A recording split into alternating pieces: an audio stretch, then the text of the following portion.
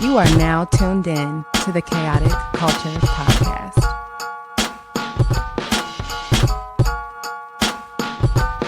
It's the KKP on your mother flipping airways. Hear the name ringing through the halls and the stairways. You were listening to a pod that can segue. All the latest topics guaranteed to fill your headspace. It's a safe place to voice your opinion. Say what you feel just like you're a kid again. Kid to pro and friends, black as obsidian. Chaotic culture, that's the world we living in. So what's the word?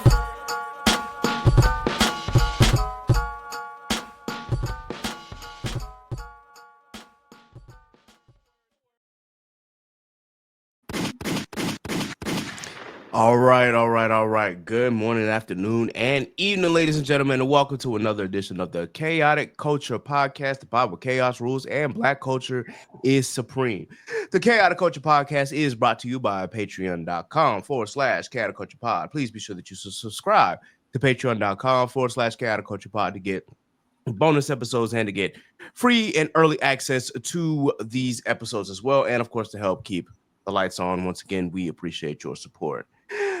Once again, this podcast will deep dive into modern black culture and how millennials, Gen Z, Gen X, and Gen Alpha can navigate the crazy parts from finances, black business highlights, black professionals, community content creators, home ownership, HBCUs, sports, black nerddom, anime, wrestling, and especially black music. If it encompasses black culture, of course, we are going to cover it. Live currently from the 410, I am the host and the creator of the Chaotic Culture Podcast. This is your boy, Ked the Pro, aka the Calculator Millennial, aka the Encore presentation. Can I get an encore? Do you want more? AKA your favorite toxic adjacent king, Ked the Poet, Ked the Closer, all that good stuff. 843 is me, Baltimore's the place to be. Always chaotic and never toxic most days. Back again, once again, with your favorite black culture highlights and black culture shenanigans. This week, we are featuring a black podcast in honor of Black History Month. Once again, happy Black History Month. Now, granted, by the time that this episode comes out, it'll be past that, but we celebrating all year. Fuck all that shit. Happy Black History Month. And every time I say that, y'all are going to hear these gunshots, so pardon me. So I just want to make sure I get that out the way. So with all things black, of course, today we are highlighting a black podcast. Now, I was actually a featured guest on one of their episodes in the past, so it was only right that I bring them on board with me. And this time around, it is the Black Geek Energy Podcast. And for those who may not be familiar with my relationship with these two, obviously we all went to Hampton University. We all have kind of a relationship through the band program there. Shout out to the Marching Force. And so, you know, I had to bring my boys up here, man, because we talking all things Black Geek, whether it be anime, whether it be video games, whether it be movies, whatever the case may be, we are here to have a geek episode. So first and foremost, I'm going to start off by introducing the Enigma himself. Well, his name is Jared, but we call him Jardo. So Jardo, please go ahead and introduce yourself to the audience here, good sir. Hello. My intro music is Crazy in Love. KJ, go ahead and cue it up for me. I wish you would have told me that before. All right. So I guess that some audio difficulties are. I'll play the horn for you though. But yes, I am one half of the Black Geek Energy Podcast, where we talk about all things geek culture, from TV, movies, the anime, comics, video games, to even D&D, where we do live plays on our show. And it is a very good show. We aren't as organized as things are over here, but we are a little fun show. So yeah, check us out sometime. Thank you, sir. And of course, the other half of the Black Geek Energy Podcast, D'Marcus, my boy. Please go ahead and introduce yourself, my guy. Absolutely. Coming from Atlanta, broadcasting to you from California right now. I'm the other half of the Black Geek Energy Podcast, and I'll probably get to tell the story, but I'm the podcast host that almost wasn't. So, glad to be here. Hey, appreciate you joining us, man. Now, is there a reason why he was the podcast host that almost wasn't? I don't think you told me that story, Jared. Yeah. You want me to? Okay. You want to tell it, Jared? I'll tell my version. Here we go. Well, So in the beginning, there was me and Lorante, who was another member of the force who went to Hampton, and we were talking about this together. And basically, we were like, he was like, so did you ask DeMarcus to be on? I said, no, because DeMarcus ain't gonna want to be on this show. Like, I would text DeMarcus happy birthday, he would say UW, like YW. Like, he would barely text me back when I sent him Christmas text. He wouldn't respond in the group chat. Like DeMarcus wasn't as vocal as he was. I thought he was gonna be busy. So when I talked to him and came on, I was surprised. And then we lost Lorante, and DeMarcus started to stay on, and he's actually a pretty good co-host to this show. So yeah. Okay. He told it pretty accurately. All this not responding stuff, like in a group chat, I might not respond. You know, because it's a group chat, and then that thing be popping. I think I got all the. If you're talking about the RDO group chats, I got them joints muted. Wow. I got them joints muted. Because like, look, because when y'all start talking, that shit be popping, and I be at work, and I'm like, I'm not trying to hear all that. But they don't have to be muted. You can like focus your notifications. They didn't have that at the time. They had mute at the time, and that's what I used. So you can unmute it now. I'm not gonna go back and update it. It's not that important. It's not that important. It's not that important. I go in and check every week, see if there are any mentions. If not, I keep it moving. Wow. But yeah, man, like it was Jared and Lorante, and they called. I remember they called me. I was in the gym, and Jared didn't even call me. Lorante called me and was like, "Hey man, you want to do an anime podcast?" I was like, "Yeah, I'll do that." And I was like, "Give me the rest of the details first, because I ain't just gonna sign up for nothing." Mm-hmm. Like when we were recording, and it started out kind of shaky, man. We would try to record when we had time, and it'll be like whatever day like folks was available. So it could be Tuesday, it could be Sunday, it could be a Saturday night, a Friday. But the longer we did it, the more concrete it got, till we got, we went from recording every Tuesday to recording every Sunday. And I appreciate them bringing me in on it and just being flexible, because I am on the other side of the country, so we got to deal with the time zone thing. Yeah, man. I definitely understand that. Speaking of which, DeMarcus, you in what part of Cali are you in right now? I'm in San Mateo, so about 20-25 minutes south of San Francisco. Okay. Yeah, right on the peninsula. Closer to the Bay Area then. Yeah, definitely the Bay Area. All right. Bet. Because I was getting ready to ask, like, why didn't I see you at Honda Battle of the Bands? But that kind of makes sense. I was at the Honda in LA. I was there. He saw you. I saw you posting about it on Instagram after the fact. I didn't see you there. Did you get the I also had bought the tickets for the Hampton section. Got you. See, I didn't necessarily sit in the Hampton section because I was on the field when they performed. Like, I got a chance to walk up with them. So yeah, and see, I was late and I didn't get to see Hampton perform, but that's a different story. Okay. That makes sense. I wish I would have saw you though, because I definitely was going up and down. Now I did see where like all of our friends were usually sitting, but I didn't get to them in time because I was so busy like walking around talking to other people and whatnot. Yeah. But that makes sense. I got you. But damn, I didn't even know you was out there, KJ. Oh, you could have kicked it with us the whole weekend, man. Had I known, bro. But hey, look, next time it's in LA, I gotta be more mindful because that LA trip was expensive as hell. Yeah. Like, if I wasn't living on the East Coast, on the West Coast already, I probably wouldn't have went. Yeah, it was rough when I came back. I looked at my pockets like, yikes. Okay, well, why did they even do that? Why did they have it in California?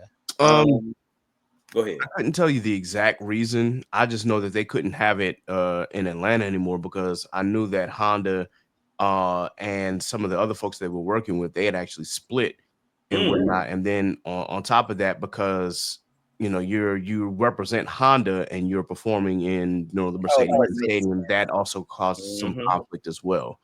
So now, why all the way out in California? You got me on that one. I don't know. What I've heard about them having it in California, they're trying to do some HBCU evangelizing. They're trying to spread the word, because like out here, folks don't really know about HBCUs. Like even at my job, I'm like one or two Black people that's in the office, and like this year for Black History Month, I wrote a little article about like why HBCUs exist, why do people choose to go to HBCUs, why I chose to go to a HBCU, because it's just not known out here. Like, I think at work I've said HBCU and somebody was like, "What's that?" And I was like, "Golly." Okay, so you're doing reports for your job on top of your other work, your UI work. A lot of times when you get a job, like the very last bullet on the job description says other duties as assigned, so falls under that category. So, like this article was in like the company paper or something, or we do have like a little newsletter, and I think that's where it's gonna go. It's gonna go in a little company newsletter called I think we call it the water cooler. Interesting name. Okay. Well, see, that's my thing. It's not my goal to educate white people on certain things when Google is right there. And when we have had to educate ourselves on white culture all our lives and find out who these people are and do all this stuff. So yeah, educating them is not the tea. So this was a ChatGPT article, right, DeMarcus? No, I wrote it. I mean, I did. I wrote it myself. I don't like to use AI to. If I can write it myself, I don't want to use AI to do it. Like for our D&D campaigns, I'll use AI because that's like that's pages of material I have to come up with. But yeah, no, it was like a couple of paragraphs. Like I can do that. I can knock it out in 30 minutes. And I hope no one from my job hears this, but I'm always looking for a way to not do my actual work. You have to do it anyway. So what? I said you have to do it anyway. So you have to do what anyway? The article? I didn't have to write that. Work. Oh yeah, my actual work. I gotta end up doing it anyway. And a lot of times that means like staying in the office like an extra hour or something when everybody leave me alone. I mean, you got to do what you got to do at the end of the day. Exactly. Hey, look, they paying me. Right.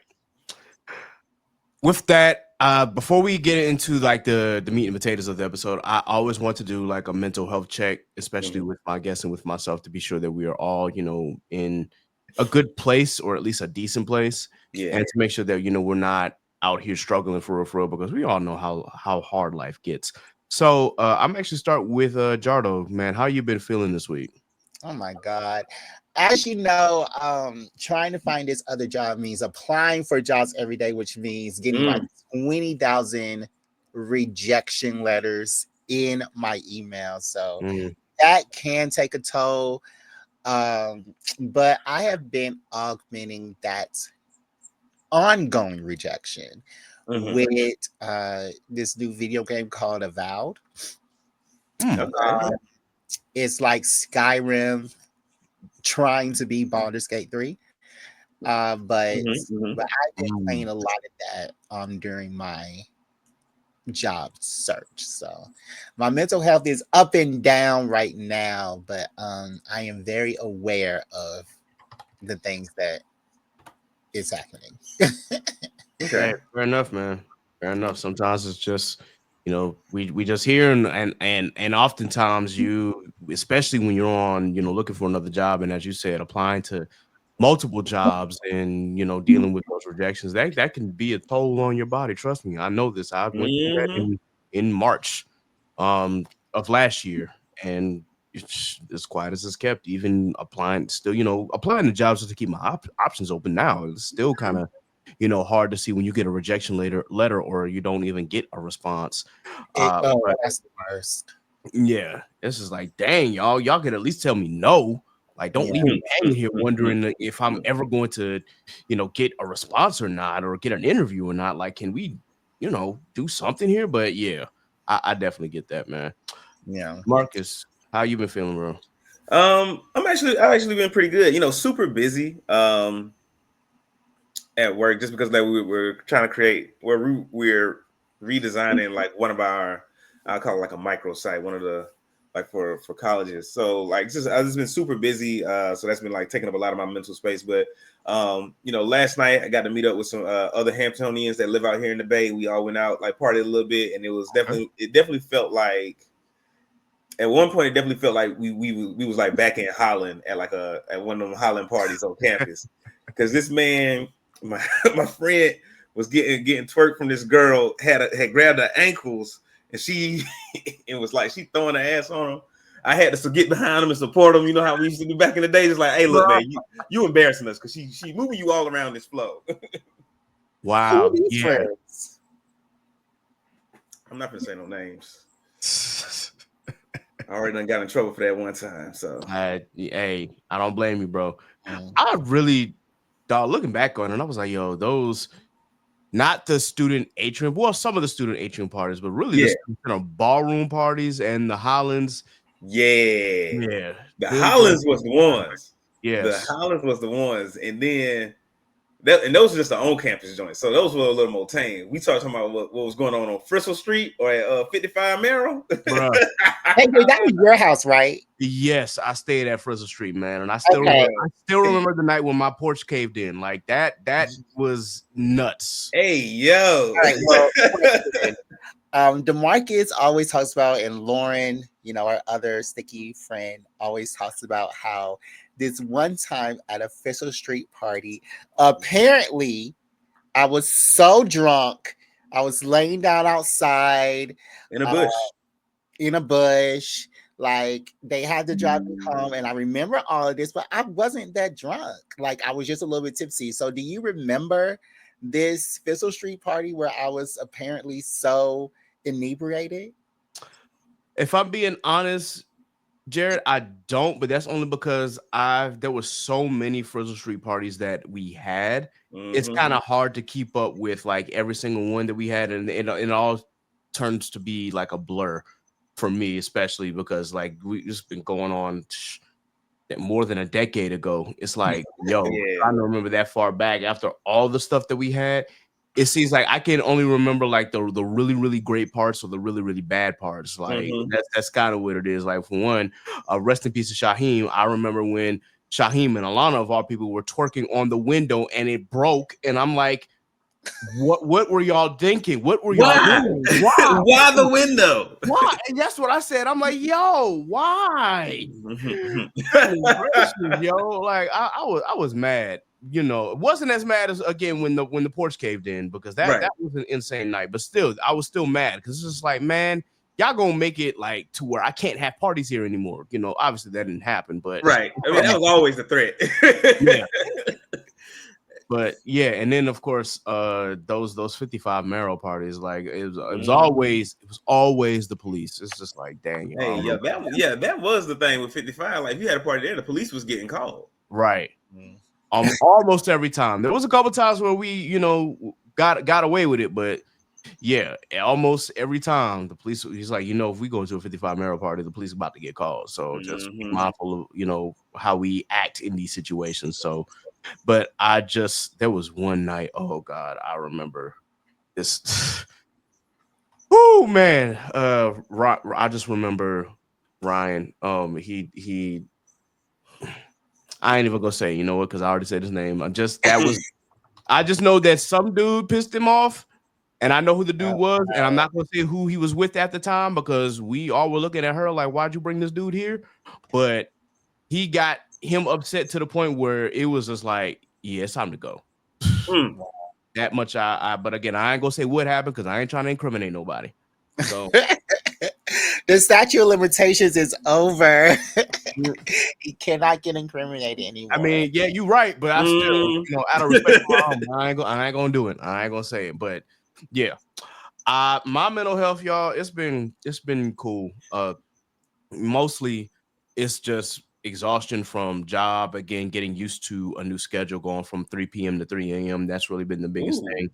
And knowing that I haven't been able to do the routine stuff I did before I had this job, which was like go to the gym every other day. I'd be in there 3 times a week. Now I barely see the gym.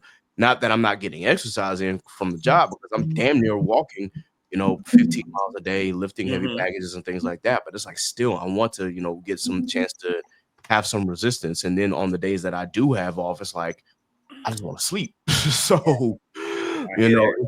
it's been hard trying to find that balance. I've been also having a couple of reoccurring dreams that I need to unpack with my therapist and find out, like, if there's still some emotions that are tied to certain situations. But that's something that I will get to, hopefully, pretty soon here. But with me moving to Maryland, I just got to make sure that my insurance is still good with my old therapist, and if that is possible to see her, if I got to find a new one. But Your old therapist is in Maryland?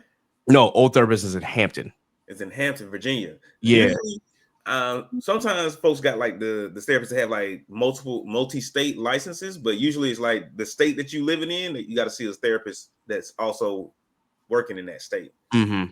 So, yeah. So I'll have to figure that out and go from there. But still, I can't complain.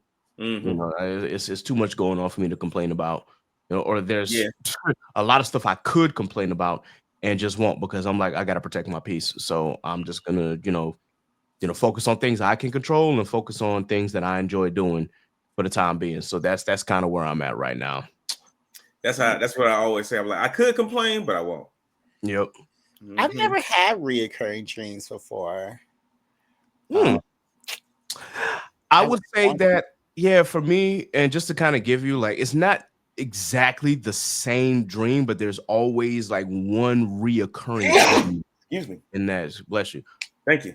But yeah, it's always one reoccurring element that happens in these dreams, whether it be like a person, or whether it be an event, or whether it be something involving. I'm gonna tell you like this, from the time I was like, I guess 15 or even up to now, I've always had this reoccurring dream about my grandma's old church before they moved to a different not denomination, but to a different body. It was in Florence? Like, say what? In Florence? No, in Columbia. Mm. My mom's parents. So yeah, when they it is always crazy. It was just like, why am I having dreams about my grandparents' like old church before they moved to a different church? And it's like, why am I still thinking about that church? And it might have something to do with childhood memories in the old building and whatnot, but it also could be something else. But that's just one of those things, and it happens in different ways every time. But that's just one. I'm not going to talk about the other one, because the other one's a little more nuanced. But either way, that's kind of how it is for me. But you said you've never had or experienced anything like that? No, I didn't. But if I was dreaming about my grandma's old church, because my grandma was in Florence, and she went to this old church in Lamar, I think. It was like through this slave fields, and it was this little one-room church, and no air conditioning, no nothing. I think they just got electricity in it like 3 years ago.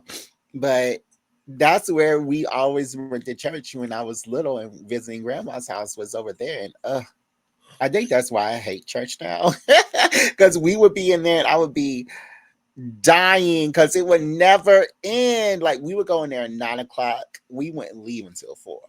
Like, oh, you was part of one of them denominations. I think that's just you said in Florence. What part of Florence, Jardo? Well, I think her church is in like Lamar or something.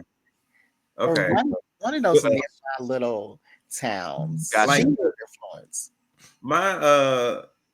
But Lamar's like a country town, right? It's like, it's all country. Right. They just got an Olive Garden in Florence. You know, Mid-High City, Florence is country. And so, yeah. And so, like, I got relatives in the country too. And when we used to go visit them, I think that's just like a country thing. Like, if you go into church anywhere near a dirt road, you're gonna be in there three hours plus. Yeah. It ain't no 1 hour church service. It's not. They holding you hostage. Thankfully, yeah, most of the churches that I've attended and still do attend are 2 hours, and that's where they're capped at. It's either an hour and a half to 2 hours. But my grandparents on my dad's side, they they lived in Florence. Mhm. So the church that they went to was called Savannah Grove Baptist Church. And for those who don't know Savannah Grove, it's in Effingham, South Carolina, which is just outside of South Florence. Um, their church was literally right across the street from their house. So it was really easy. All you had to do was just like, hey, you don't got to worry about being late. Get up, get dressed, walk across the street, and that was it. Now, that church used to be, pretty small church as well. No air conditioning, like it was bad, but it is also bad because the church congregation had grown so much. Right. They had to get a new building. So like the building that they're in now, plenty of air conditioning, plenty of space. It's Okay. not a mega church by any stretch, but it's still a decent sized congregation. And it's just like it's so beautiful. It's one of the most beautiful built churches that I've ever seen. From that point, I think I was 10 when they finally got that building. So it was like, wow, this is amazing. So that all that's being said, like, yeah, them old time churches, I know the feeling, Jared. I know. Thank you. We know what you're going through. Yeah, we know. Nightmares. I'm like, Mama, I'll just stay home today. She's like, Oh, no, Nah, plus I did like their preaching, or maybe I liked their preaching, but I liked their music ministry more. And I've always wanted like the music ministry back at my home church in Charleston to be like theirs, and they just could never match it. And I don't know why. Even with my cousin being one of the directors at my home church, they could never match Savannah Grove. And I'm like, I wonder why that is.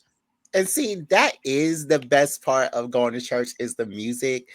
But they always had these old people. Oh my God, don't kill me, church gods. But they always had these old people singing these old Negro spirituals, like when they first came off the boats, those Negro spirituals that still had some of Africa in them. So I was like, what is going on with these songs and these? I just did not like that church at all. I'm gonna stop talking about it because I feel kind of bad now. But, oh my goodness, it's all good, man. It's all good.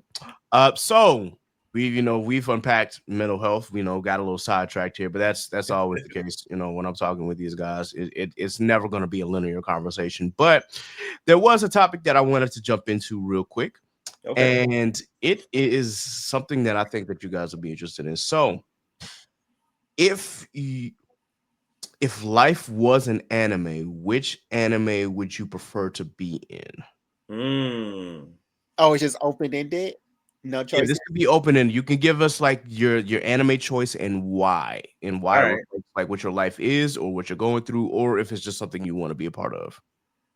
This is a really good question. I think we've asked it on our podcast to our guests too, and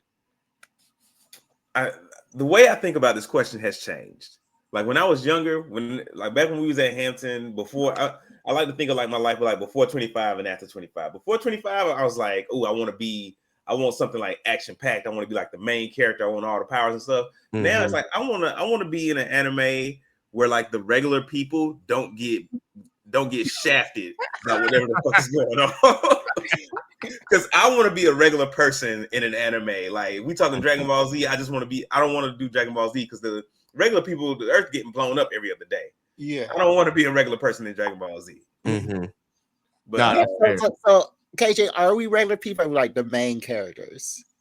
It just depends on your perspective, honestly, whether you want to be the main character or whether you want to be like an NPC, or if you just, if you're one of the side characters that has like an important role but not important, integral to the plot, something of that nature. However you view your life right now. Okay. D'Marcus, you got one? Because I'm ready. Not yet. I mean, I got a lot. That's the problem. That's the problem. So this anime, me thinking of me living in this anime, actually lulls me to sleep at night. It's one of the only things that could put me to sleep is thinking of what I would do if I was in this anime, and it's called Death Note. I'm not sure if y'all heard of it, but of course we have. But For the people Write that it haven't, down. can we get a quick a one-liner? Okay, so in Death Note, that anime is about this guy finds a book and he can write down a name and a situation and of how that person will die and it'll happen. So I have been I get the most calmest I've ever been in my life. Because I have insomnia. So I get the calmest I've ever been in my life. I I am just love to sleep when I'm thinking about writing names down in my death note and having them mysteriously die on the news and having it come out that I don't want to say nothing on your podcast because I don't want you to get any backlash. So I'm being very choicey with my words, but yeah, I'm very I would want to stay in the Death Note world and be the main protagonist with the actual Death Note. I wouldn't go killing people that I know. I'll go killing people that, yeah. I was like, listen, man. That need unaliving. Yeah. Yeah. For those who are familiar, listen, Light Yagami had all good intentions, but the one character flaw is that he had a god complex, and that pretty much sends him down the path of darkness to where even the person could be still doing good, but if they knew about him, he had to get rid of him. So yeah, good luck with that one, Jared. I don't know. I'm like, I don't want to be given that kind of power, knowing that I would try to use it for good and then only to get corrupted at the very end. But at the same time, I think that Light in general was always kind of like that. It's just that the Death Note brought it out of him. So I'm not using this for good. I'm killing people. So you just go straight up.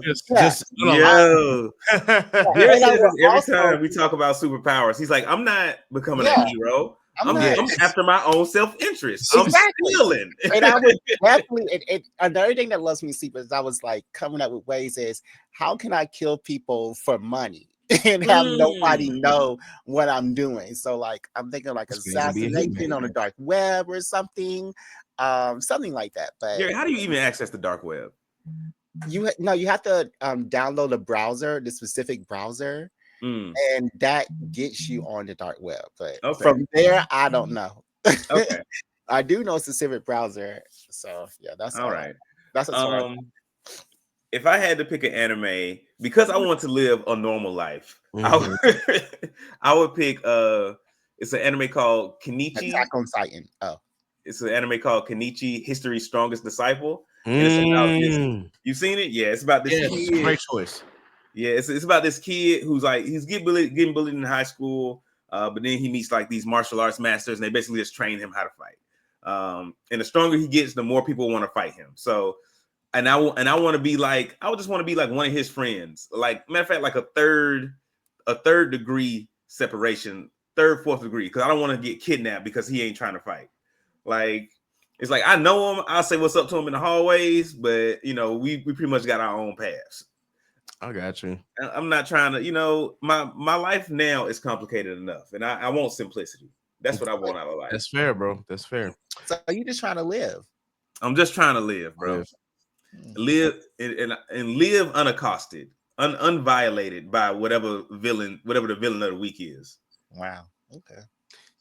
That's fair, man. So I think for me right now, I have actually two anime in mind. One that kind of reminds me of situations that we all go through, and then another like I'm like you, DeMarcus. I just kind of want to live and like get through the day with peace in mind. So the first one, for those who are not familiar with this one, it's called Life Lessons with Yorimichi Onisan, and it's a comedy anime because the dude is just regular, normal slice of life. Dude goes in, does his job. He runs a kids show, so he's kind of like Barney almost. Yeah.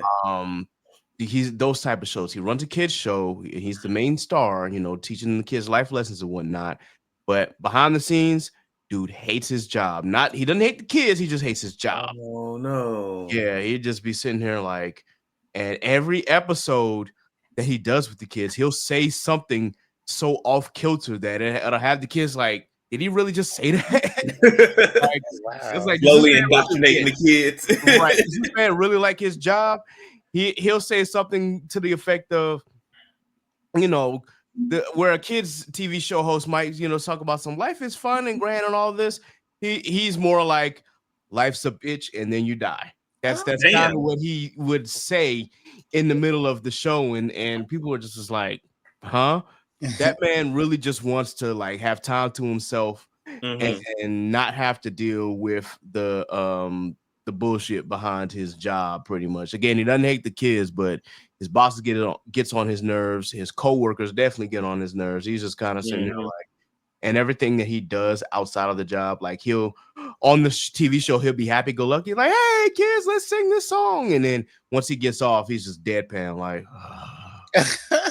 give me I feel like a job like that would be soul sucking though, because you Yeah, have to be on all the time. pretty much. But I Pretty could definitely see you in a space like that, KJ. You tell the kids like, look, drugs are only bad if you get caught. Right. So the other show that kind of reminded me of this situation is a newer show that I'm actually watching right now, and it's got a long title, and I love these shows with these long titles. I hate And shows with long titles. yes, Go ahead. and It's not your culture. It's not yeah, your culture, DeMarcus. it's also not an isekai. It's a fantasy world. All So right. it's called I May Be a Guild Receptionist, but I'll solo any boss to clock out on time. Yeah. And such a great show. Alina is a bit of a head case though, so her character does not match mine because all she wants is peace. She wants to go be a guild receptionist, and every day she's just like, I just want to clock out on time, go and eat sweets, go in my bed, read a book, and go to sleep. That is what her life is. Unfortunately, she was granted with a god skill.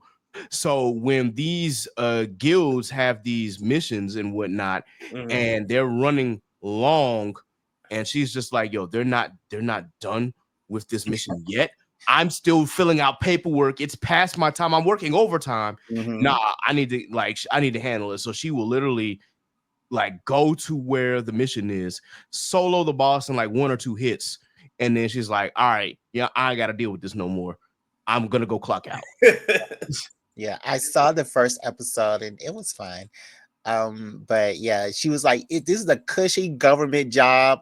I started doing guild receptionist because I would never have to work again. I get paid okay. Like, I don't know why I'm doing all this work. So yeah. Yeah. So which person would you be in that anime? Are you trying to be the receptionist? So I'm not trying to be the receptionist per se, but I would say that my life is kind of reflective of hers. It's like, okay, yeah, I just kind of want to have peace, do what I gotta do, whether it be something that I love, like recording, and then go home. What I really don't like is when extra responsibility is placed on my shoulders when I'm already doing so much as is, and it's just like y'all gonna make me work twice as hard than I'm already working now. So that's kind of why I'm like, yo, I feel her sentiments right now because you want this one thing, you want to have this one cushy job or this one cushy thing that you actually enjoy doing. However, when more responsibility gets placed on your shoulders, now you're just like, and then all of a sudden now you have a god skill and you don't want to be an adventurer. So you're just kind of like, I don't want to do this, but because y'all can't destroy or defeat this boss, now I got to come and take care of it for you. Right. So yeah. No, I feel that. If I had to choose another one where I'm the person with the power, it would have to be something like Solo Leveling, where I got all the power and no one can touch me. Like, right. I'm so strong that nobody can give me problems. That's what I want. Yes, shout out to Sung Jin-woo. I just got finished watching that episode while I was eating before we recorded, and yeah, my boy, it seems like every episode it's like, yo, this dude is just getting stronger and stronger. Like, and granted, there's really no big central plot. It's nothing complicated. It's really just hands, but still, it's like it's so enjoyable. You just can't turn away from it. Like, yo. There is an overarching plot, and I think they just haven't really got deep into it yet. Yeah. I finished listening to the audiobook for that like last week, a week or two ago. It's KJ, stay in it, man. Oh, I'm locked in. So much more to come. So much more to come.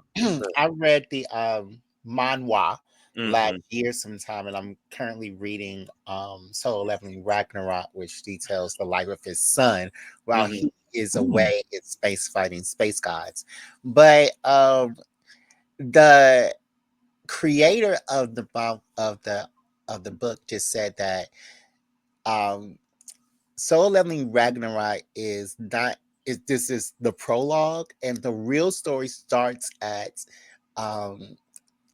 issue 319, right? Yeah, 319. Guess what issue they're on now? 30? 41. Oh, we got a while. Hey, yo. We got a while. I was like, why are we even Is it good though, Jared? Huh? Is it good though? It's enjoyable. It's really good. Okay. Especially if you like Solo Leveling. It's really, really good. And like Solo Leveling was my first my gateway drug into all this Korean novel. Like I started reading. I thought you said you read The Gamer. Yeah, The Gamer. Solo Necromancy. I'm currently reading Omniscient Reader, and so I'm reading all those portal things coming. A game system starts happening in Korea. Like I'm learning all the little towns in Korea right now. So yeah, that was my first gateway drug into it. Like Soul Leveling is a great book, but I need you to tell me the real story. What you trying to say? Don't let me wait 5,000 years. Yeah, I mean, but I can appreciate that.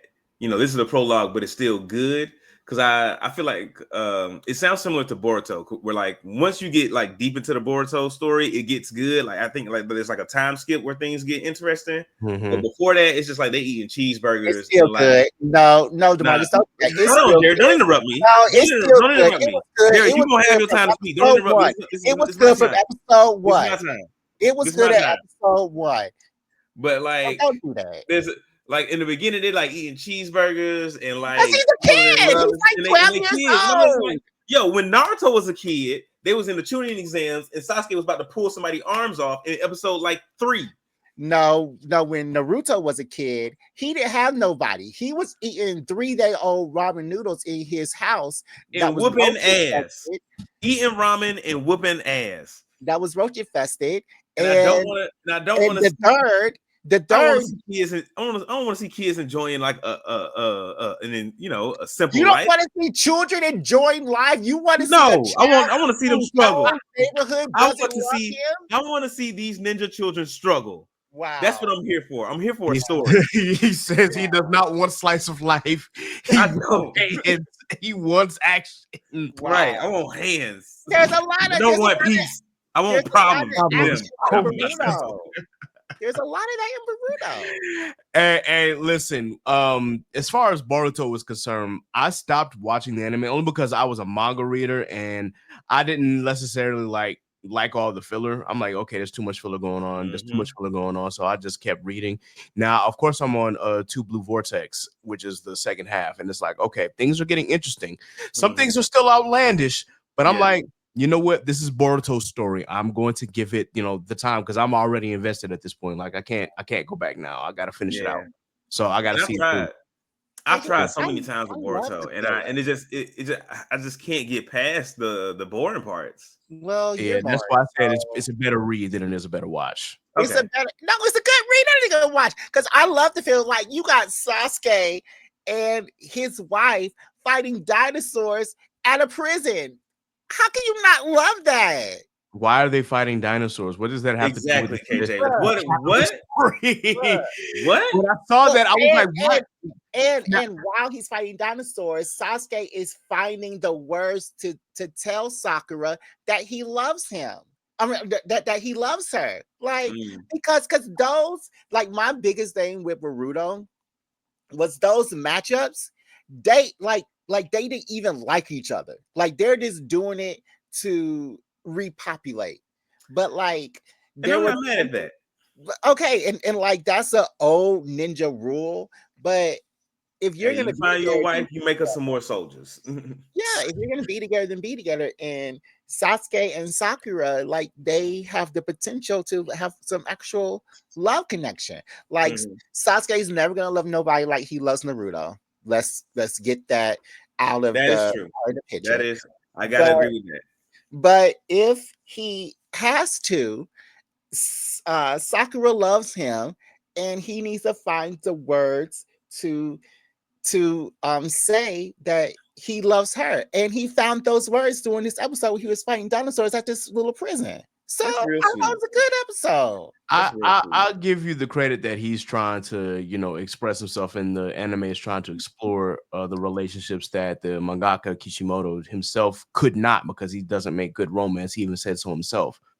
But so I will give at least the anime that credit. However, am I interested in watching that part? Not necessarily. Like, I'll Exactly. get my romance from an actual romance / slice of life anime like My Happy Marriage before I, try to get invested in the stories of romance in Naruto and Boruto. So that's just me personally. But either way, I get what you're saying, Jerry. So it's a valid point. Yeah, That in mind, is amazing. yeah, I do love the manga, even if it's like I said, kind of outlandish at the moment. So I will say, like, I still enjoy reading it, and I still look forward to the monthly reads, since it's a once a month. So let's flip this around. What anime world would you not want to be involved in? So many. Like I already said, the Dragon Ball Z world, I don't want to live there. Like, yo, you collateral damage just by somebody waking up in the morning. I'm not trying to do that. A random Kamehameha just Right. across your sky, like, and then they're not even fighting on your planet, but the shit still hit you. right. I get it, man. I get it. Though I mean, granted, if I was in the Dragon Ball world, I guess I wouldn't mind, considering that, like, I would, for one, I would make sure that I'm around Goku all the time. Like, hey, bro, so you dying first. Gotcha. Yeah, I'm like, you're not going nowhere, bro. Like, I'm hanging around your group because I know, for one, if an enemy comes here, you gonna be you want to throw hands immediately. Like, oh, we got a new person in there. Like, I'm gonna see what they talking about. Like, all right, and if they happen to be evil, then you're like, all right, I gotta protect my family and whatnot. But still, if I know that a fight is happening, I'm gonna make sure I stay close to Goku, if nothing else. Like, I know Piccolo got hands, Vegeta got hands, Gohan got hands when he's not studying. So it's like, yeah, because now would be Krillin in this scenario, right? I'm probably going to be Krillin. Y'all are human. Krillin says strongest human. But I don't think we'll be Krillin. I think we'll be like Videl or Hercule. No, but yeah, being in the little Goku group, like, that's too much. That's still too much for me, because all they do is train and want to fight and hit on each other. And if you're like was it like Yamcha not even a part of the group and they got mad at him for being away? Who was the one with the 3 eyes? Oh, that's Tien. Tien Shinhan. Yeah, was he like not in the group and they got mad at him because he was like not in the group or something? But yeah, you always have to like be constantly fighting, constantly training. Ain't nobody gonna do all that. Ain't nobody doing it. And look how much Goku eats. Like, I would hate to be the cook unless, like, I know Goku got money. So it's just like, all right, well, hey, look. I think we know that he doesn't. I think we've seen. No, yeah, he's technically a poor farmer. Right. We've seen them, like, they be like, we've seen episodes where Chi-Chi is like, yo, struggling to figure out the budget because Goku, Gohan, Goten, all her kids eat too much. Exactly. All the men in her family eating them out of house and home. Like, they literally have to be they literally have to have Bulma money to survive, pretty much the way that all 3 of them eat. Bulma gotta be like supporting everybody on everything. Yeah, I think she is. I mean, she's the richest woman on the planet, pretty much. So for me, it has to be the Attack on Titan world. I'm already black. Yeah. I'm going to go into another world where I have the possibility of being an Eldian all over again, and the rumbling, even if I wasn't Eldian, there was the rumbling and the threat of the rumbling, and and then, like, after the rumbling, only 10% of humans remained alive. No, I I'm thought it was 20. 20. Yeah. whatever. Yeah. It's not 100. It's not enough. It's not enough. And knowing me, I would be on the 80%. So no, I'm not trying to be on that. Like, there's no, like, you can't escape the persecution. You can't escape the caste system. You can't escape any of that. So no, I'm not trying to be in the Attack of Titan world. Like, And let's not forget the trauma that the Titans themselves Mhm. bring. So exactly. I get what you're saying. Me, now I love this anime, and I'm actually wearing this shirt in response to my love. But absolutely, I do not want to be in Jujutsu Kaisen's world. Like at no point.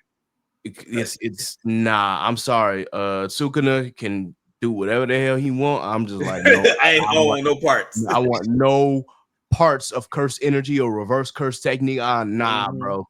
It's too much. It's too much. Not only are you gonna die, but they're gonna explain their power, and you're gonna be confused as you Yeah. die. I have a master's degree to understand what's happening in, like, a master's degree in mathematics or engineering. Nah, you gotta have a master's degree in philosophy or something. So you gotta have a thinking degree for that one. So like, that's my thing. I could do Jujutsu Kaisen. Like, I could do Jujutsu Kaisen. It's just the understand. I'm not smart enough to be in Jujutsu Kaisen world. I'm just not as intelligent as I need to be in that world. So yeah. Trying to come up with a curse technique and having to explain how that curse technique work and how it doesn't work, and it does get confusing at times. Like, I still to this day, even after finishing like the manga itself, I'm sitting here still like trying to figure out how exactly did Yuji beat Sukuna. I'm still trying to figure out. I get it, but I'm like, I kind of don't. Yeah. But then I kind of do. It's like, man, I still enjoyed it. It was just one of those things. This is like, damn, this is so confusing. I finished it as well, and like, I'm stuck on the comedian's powers, because he could literally warp reality to what he wants it to be, but it was so weird because, like, there was some little asterisks by it. It was just crazy. And then because he was making the main antagonist into somebody completely different for a couple of those issues. So I was like, what is going on in this book? Like, I was literally had the Wikipedia open, the book open, another Spark Notes, and reading the book at the same time. Exactly. Like, I don't know what's happening. So yeah, I'm just not smart enough to be in that world. Yeah, I wouldn't want to live in the Demon Slayer world for real. That you never know. You never know who's a demon, because they just be living alongside you for years. Then one day they bite you in the neck. You be like, "Yo, Jimmy, like we worked together for 6 years. What are you doing?" I couldn't live in Demon Slayer world either, because it's just a lot of crying.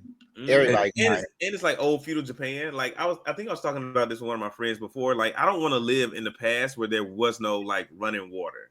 Like, I'm shitting in the outhouse. First off, I'm already out.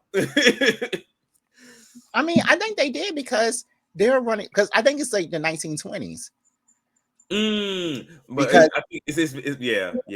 But I think it's still like very. So I was like, it's late 19th century, early 20th century. Yeah, but it was still like that big disparity. If you lived in a city with like some nice like stuff, or you lived in like a rural area and like you shat in the woods and wiped your ass with a white rabbit.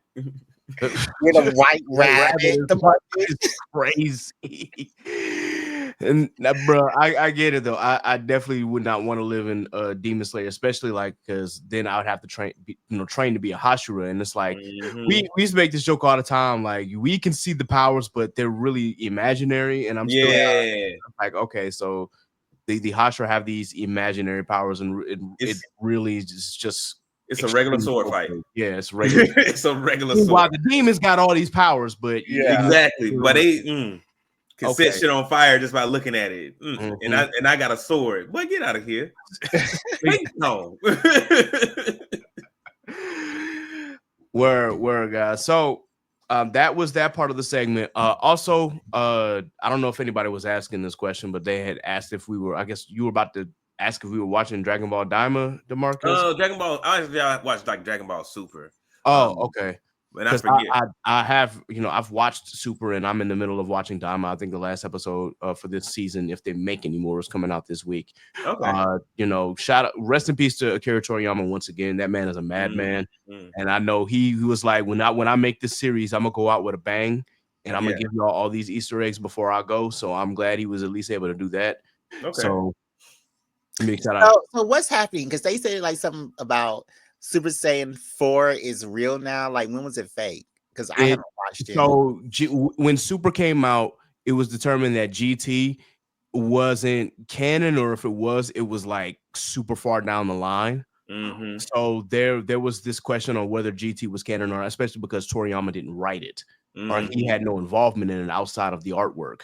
So there was always that question. Meanwhile, with Super, we never saw the Super Saiyan 4 transformation. They went straight into the god levels.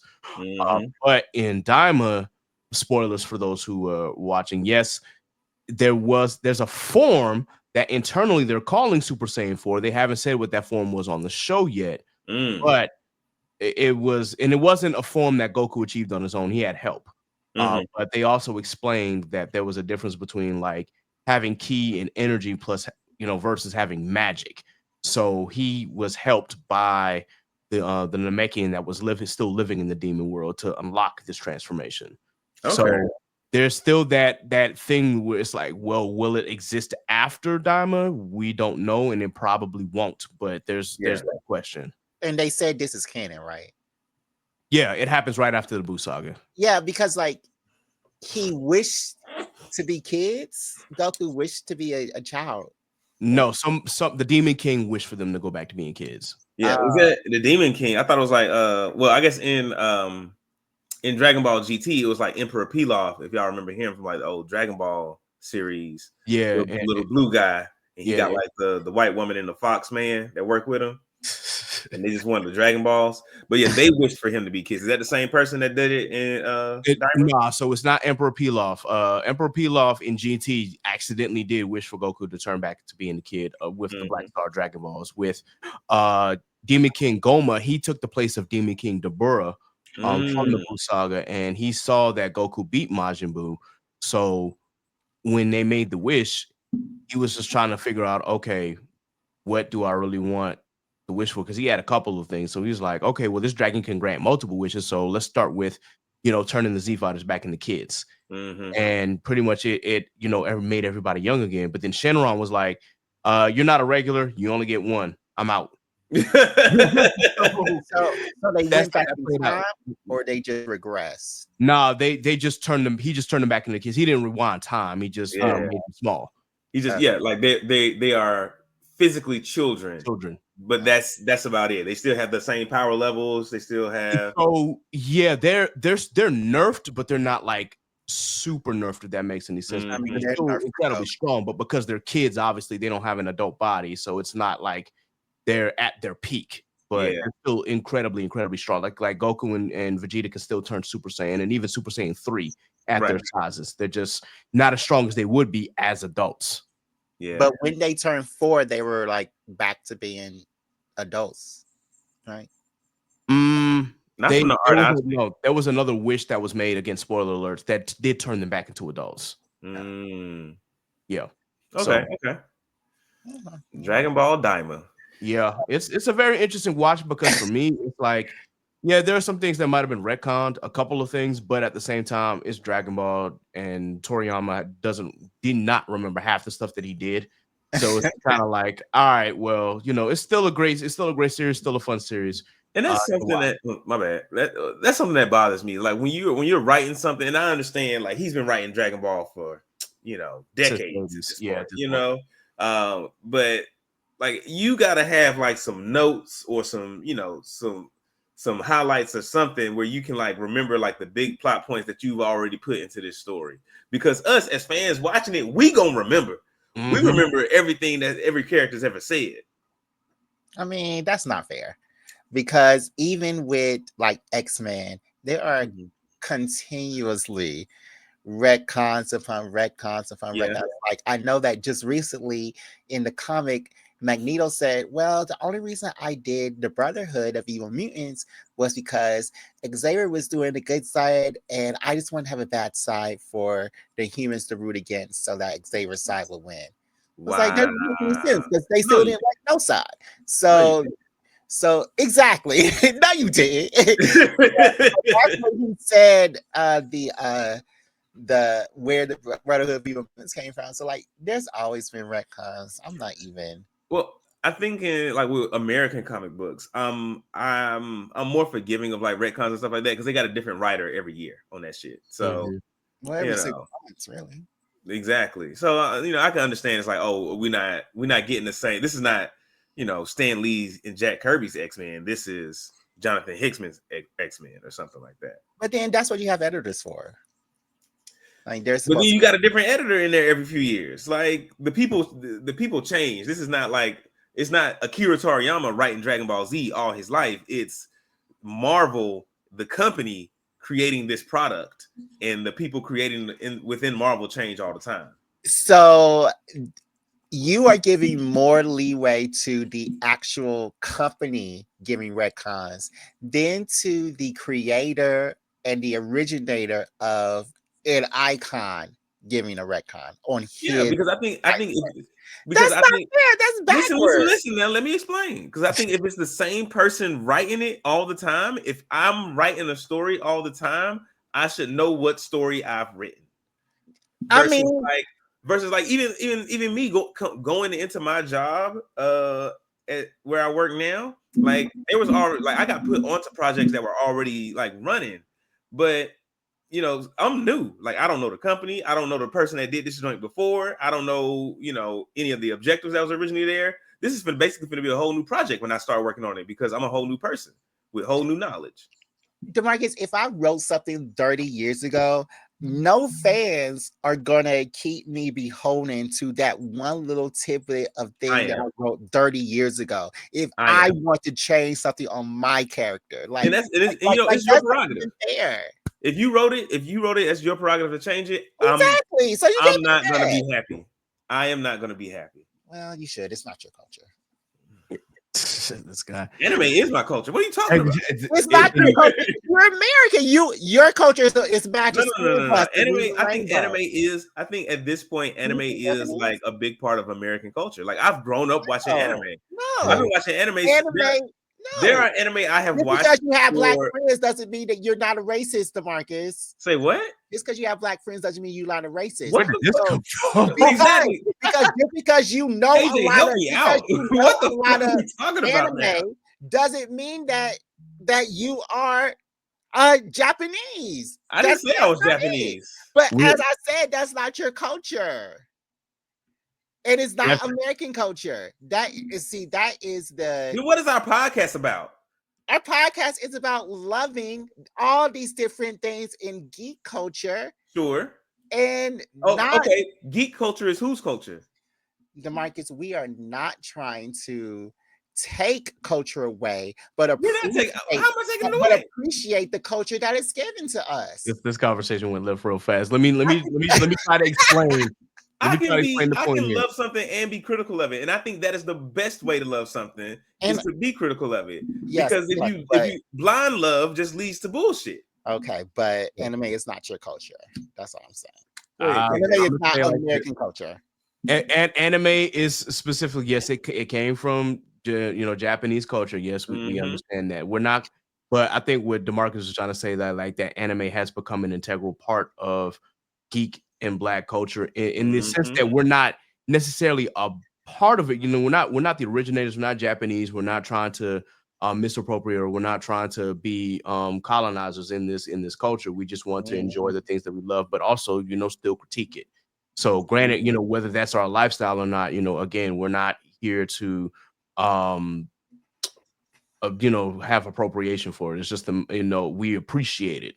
I think that's what we were trying to understand, though, as Jared was trying to say, is that, this is what it's, granted, we're not Japanese artists or mangakas or anything like that, so it's not something that was a part of our culture as far as how we grew up and some of the things that we learned. But in terms of what DeMarcus was saying, like, one artist writing for one series up until his passing versus multiple storyline beats and artists coming in to maybe change the story of one comic book character that was written by one person. It can vary. Like that's why there's a lot of conversation going on with Dragon Ball Super the manga, because Akira Toriyama technically didn't write Super, Toyo Taro did, but he was still involved.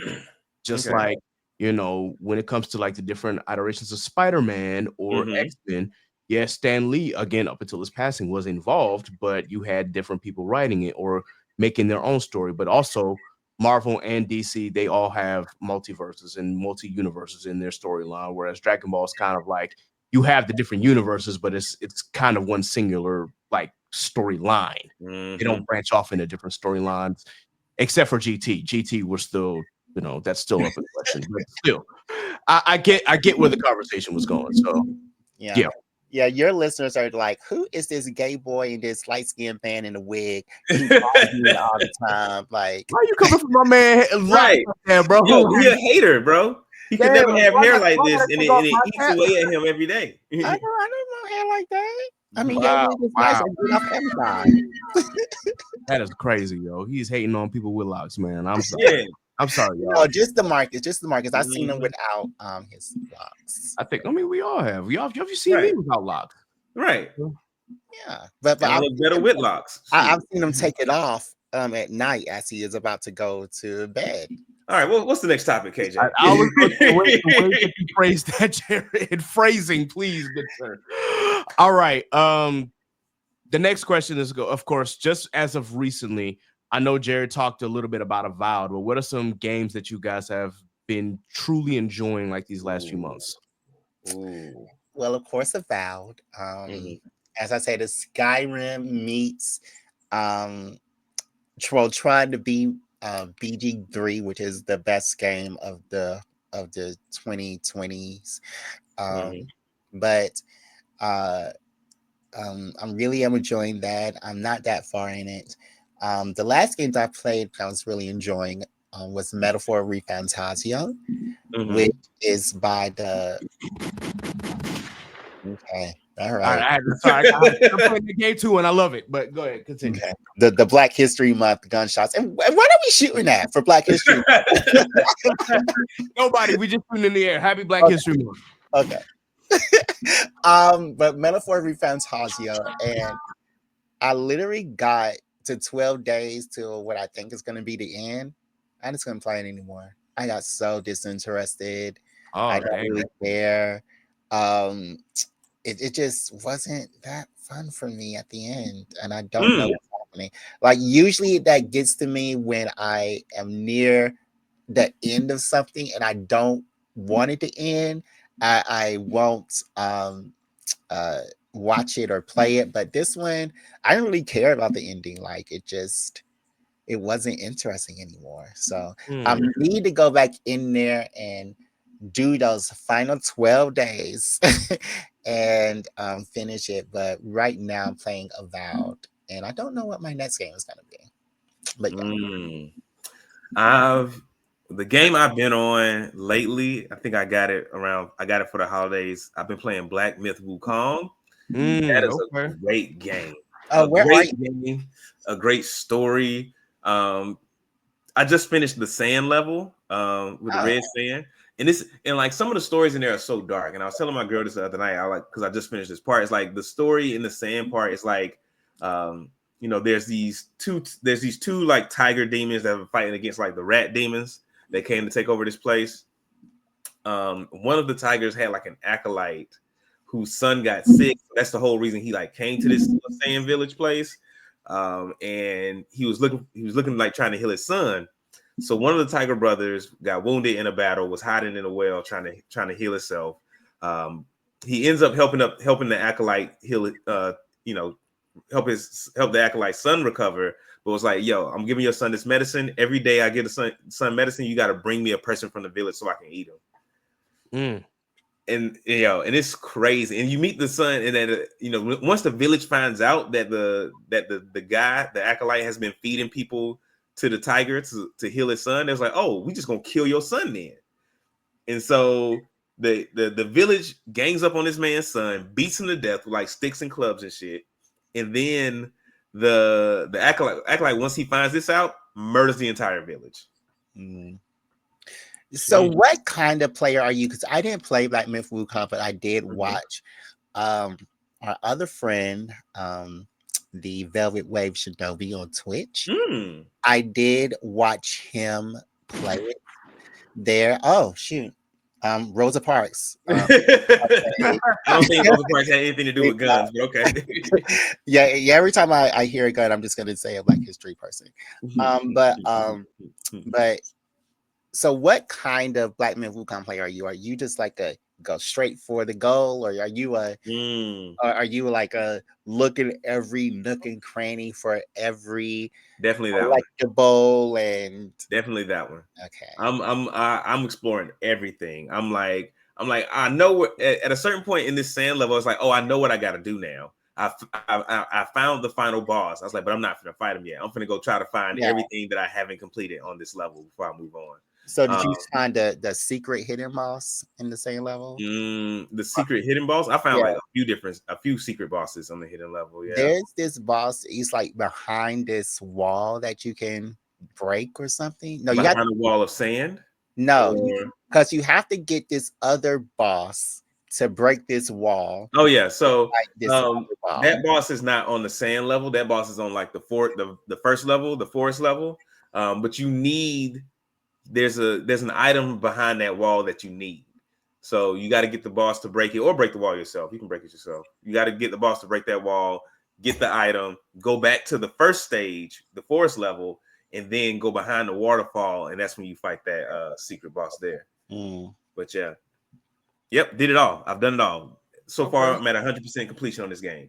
Oh, okay. That's what's up, man. Shout out. Big shout out to you completing the game.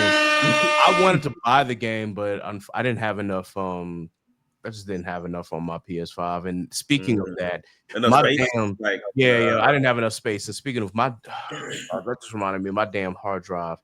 So I don't know what happened, but it doesn't work anymore. And I've got so much files on your internal hard drive. External hard drive got damaged. Internal is fine. It's just that I moved so many of the games that I played to my external hard drive. And so a lot of it is games that I've completed, but then there was some that I did not complete. And I'm just like, oh shit. Okay, so I'm gonna see if I can take it to Geek Squad, see if they can, fix it. But if they can't, then I'm like, well, I'm cooked. I'm gonna have to re-download all these other games and get a bigger external hard drive and just start from scratch. Doesn't PS5 do like the cloud saving joint? I don't know. I have to look that up to see if they did. I think it is in the cloud still, but I just have to. I still have to find a way to play because again, there's a lot of stuff on my internal hard drive. It's like, well, I won't be able to access it until I move something, and then I can download it again, and hopefully I'll be able to play it and not have to worry about starting from the very beginning of some of those games. But yeah, it was just like, dang, my Street Fighter file is on there, and I that's one of my favorite fighting games these past couple years. And I'm a Mortal Kombat head, and I would thoroughly say like Street Fighter and Tekken unfortunately have passed Mortal Kombat, at least in this fighting game season, and that's really difficult for me to say, but yeah. So still, and I still have my Tekken file on there, so I'm like, all right, I can hop on that whenever I want to. But the Street Fighter one, I was really like kind of bummed about. I was like, dang, I was making such a good progress. And Street Fighter is actually the worst fighting game that I play out of all of that. Like, I'm great at Mortal Kombat, but Street Fighter, I'm still kind of I'm a noob, but I still play. Yeah, Street Fighter is one of the hardest fighting games to play. I think if you're looking at them across the board, like Mortal Kombat, Street Fighter, Tekken, Virtua Fighter 4, Virtua Fighter, even Dead or Alive. Yes, Street Fighter is like harder to play by far. Yes, it absolutely is. But with that in mind, as far as the games that I've been really enjoying right now I'm at Metaphor Refantasio. I'm still in the beginning. I'm still with the Necromancer. So I think I've got like I I did a lot of these things. Was like, okay, I got 4 days left before the day of calamity, so I'm like, I think it's a good time to go ahead and just run the dungeon. And then I gave myself an extra day in advance. So like, if I have to come back out, what I'm going to do is I'm gonna try to get all the way before the boss fight, come back out, rest, and then go all the way through, and hopefully that works. But I'm like 3/4 near at the end of the dungeon, so I'm close to where I am because I've been watching the the watches and whatnot as far as like the gameplays on YouTube and whatnot, just to kind of get hints on what to do and what not to do. Because I used to be really big on like RPGs, and I'd have like the book right there, like, okay, where do I go to do this? Oh, I go here. Oh, I could go here and whatnot, especially with Kingdom Hearts. Speaking of which, I decided to re-download Kingdom Hearts 1.5 and 2.5 remix. Okay. And I've been playing Kingdom Hearts 2.5 final mix. It is great nostalgia to be able to play that game again. Kingdom Hearts 2 was probably the best out of the 3 main timeline games. Kingdom Hearts 1 is great, but it's clunky as hell. And then Kingdom Hearts 3, the story is just like, the story. It's all over the place. So that's why I'm like, Kingdom Hearts 2 is that happy medium that I like to go to. It's like, okay, game ain't too clunky. The storyline hasn't gotten too convoluted just yet.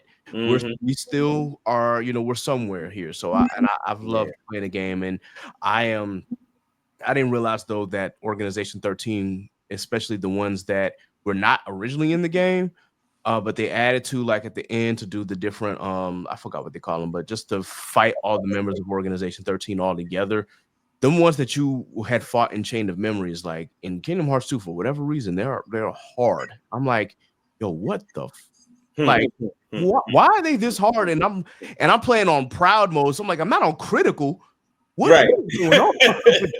Like, trying to fight Marluxia had got to be the most frustrating one of all. I'm like, bro, because if he hits you, I'm at level like 90 at this point. I'm like, okay, if he hits me 90 times, I'm done. Yeah. Damn. I feel like that's a lot of hits though. 90 hits to kill you, that's a lot of hits. Yeah, but it's still trying to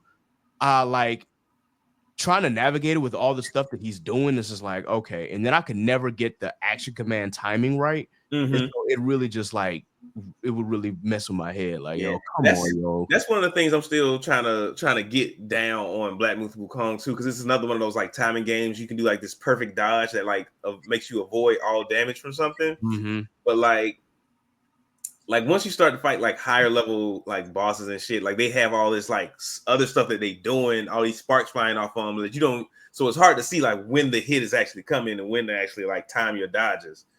Yeah, I like games like that, but it is, man, it's fucking tough.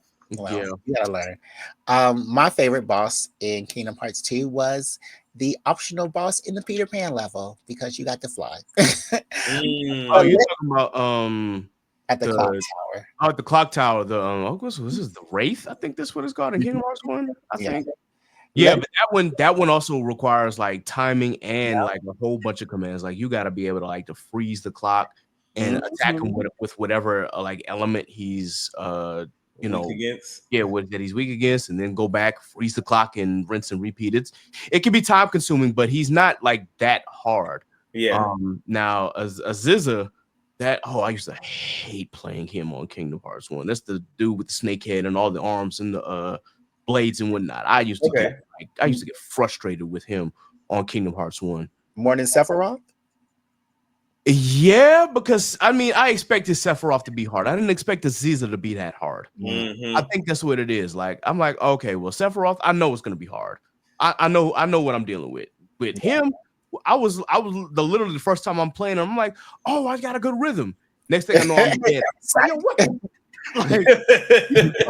I literally used to rage quit fighting him.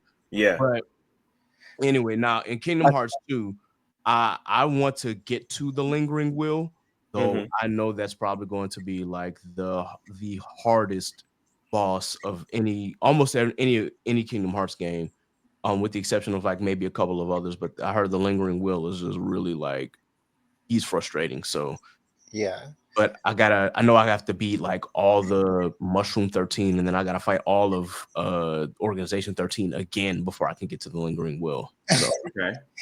Now let me ask you before Refund Tapio. Did you fight the dragon? I didn't. Yeah. And that was when I first started hating this game. Mhm. How it made you, it kept saying, don't go wake up the dragon, and then you look and the flaming sword that you use for over half the game until the end is right there by the dragon, and it's like 60 hit points. So that's my first question. Second question. Oh, go ahead. No, I'm just like I didn't realize like that I should have fought the dragon right then and there. Until like later. Like then I had an some I forgot what YouTube channel was. It was like, no, you should have fought the dragon. I'm like, well, Exactly. why didn't anybody tell me that? The game made it seem like I should not. Like I thought that if I woke up the dragon, I was like it was an instant, KO, like game over, try again. But Yeah, because you're level 5 or something. right. And I play a lot of D&D, and the thing is, you don't fight dragons unless you're ready. Mhm. Okay, my second question is, because I think that this messed me up with Metaphor Refresatio, why it's not as fun. But I always waited until the day right before. Like I would do everything or try to cram in everything I could. Because you Mhm. say you waited like 4 days. No, I went the day right before. It was me against time. But I was trying to get everything. So now I'm like, all of my people are leveled up. I got my whole crown is leveled up. Like everything is leveled up, and I got all these extra days and nothing to do in them. So it's like it's not fun anymore. Like I have no more dungeons. I have no more optional dungeons. I have nothing to do Mhm. with all this extra time. So I think Mm. that's what messed me up. So yeah. I see. I see. Well, I know for me, like when I play it again, which will probably be tomorrow, I'm going to make sure that I take my time with it, and I'll probably like do things here and there. But I did want to like, I like fighting in all. I will any enemy encounter I see, oh, I'm fighting. Like I do not run away from the hands. So Mm. that's one of the my biggest things is just like any fight that I see, I'm not gonna run away from except for again that dragon fight. But again, I thought it was Exactly. a game over kind of situation, not if you fight, you actually get a chance to get this incredibly strong weapon. Had I known that, I would have like, nah, let's go. But either way, I'm definitely I'm taking the approach of go into the dungeon, complete as much as possible, go back out, rest, go back in. That's kind of where I'm at. Oh, Yeah. no, that So waste days. I didn't have that. I only had one day, so I had to go in there and do it. I just yeah, had one day. I'm like, yo, I got a few more days. I'm gonna do this. I'm gonna get some weapons. I'm gonna talk to these people. I'm gonna do these situations and scenarios. If it's not time consuming, and if it is, it's like I'll come back to it later. But yeah, that's kind of the approach I'm taking. Go in, get a certain point, come back out, rest, and tackle it again until I can get to the very end. So yeah, that's why I guess I'm having fun with it because it allows me to be like, do I really want to go in? Like, how do I want to approach this fight? Do I really want to use this specific power, or do I want to use like the synthesis when I'm fighting, or do I want to I'm coming up with different plans because again, when I play RPGs, I have a tendency to overthink my strategies. So I'm like, if this strategy don't work, I got this in my back pocket, or I got this one Mhm. in case that don't work. So yeah, that's probably why I struggled a little bit. Not struggled, but it's probably why I hadn't got a chance to touch Final Fantasy 16 the way that I wanted to. But that's only because like I'm thinking of so many different games to play, and The worst also Final because Fantasy. you said it's the worst. The worst. And I'm a lover of Final Fantasy. Oh, I've been there since 8, went back to 6, and I love every game. Final Fantasy is a travesty upon the name. It's a travesty upon the name. All they had to do was not split up those teams, because if they had the combat system of Forsaken and the story in Final Fantasy, it would have been so much better. But they did some easy peasy combat system for Final Fantasy. There's no status effects. Mm. You can't heal yourself. It is I didn't know that. I hadn't it gotten that is far. horrible. It is horrible. Like, don't even play it. It's not worth it. it's not nothing on the name. Like it is a horrible game. The only good thing is of course the battle music, and it's not even the original composer for Final Fantasy that I love. So I do not play Final Fantasy 16. It's not your culture, Jared. Final Fantasy lover. This man said But it's not your culture. Well, wow. no, I'm appreciative of the culture. I'm appreciative of the game. I'm not appreciative of that game. But it's not your culture. Okay. You should just play it. And I did play it. You should just play it. I and enjoy it. did play it. He did not like it. And I hated it. I hated that game. I got you. Shit. This make me want to go back and play 15, man. I enjoyed 15. Me too. The brothers. Yeah, that was crazy. And I didn't even complete like all the different side missions in 15. It's like, yo, I want to really 100% this game one day. So I'm gonna probably re-download it on my PS5 and just play from the beginning, and then have and play all the story elements that come with it, because that was a fun Final Fantasy. Yeah, I didn't do all the DLC. Well, I also have to play Rebirth. I haven't I got Rebirth yet. I've got a lot of Final Fantasy stuff that I really want to do. I just haven't been, hadn't had time to get to. So that's my thing. On my list. If I start playing a game and I can tell when I start playing that this is going to be like a 100-hour plus game, I'd be like, oh, I say I gotta stop, because I gotta make sure I am like fully mentally prepared to invest the next 3 months of my life into trying to beat this game. And that's if I'm playing consistently, like every day or every weekend, which I'm probably not at this point. I mean, Black Myth Wukong is 100, maybe even 90-hour. Yeah, I feel like Black Myth Wukong is a little shorter. I mean, but you keep dying. No, I'm good. I feel like death is part of the game. Let me take that back. It's a game where you're supposed to die to figure out the enemy. So yeah, I mean, but yeah, and that is frustrating. Like I be like what KJ was describing earlier, when he be rage quitting. I'm like, come the fuck on! Like, how the fuck did he do that? Because there was one boss I was fighting. I was just like, yo, like he was not doing that before. Like I fought him 3 times. Wow. Yeah.